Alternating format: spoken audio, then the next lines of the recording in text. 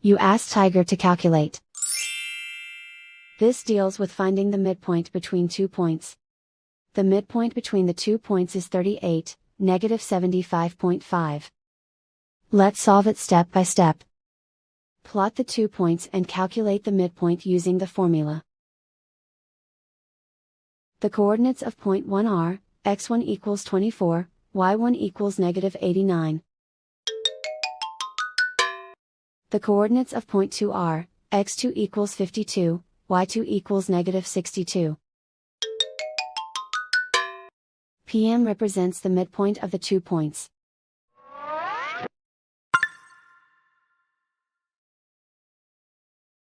Use the x values in the midpoint formula to find the midpoints x. x1 equals 24. x2 equals 52. Simplify the arithmetic.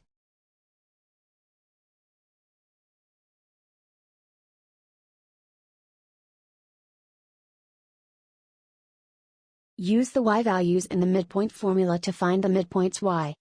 y1 equals negative 89. y2 equals negative 62. Simplify the arithmetic.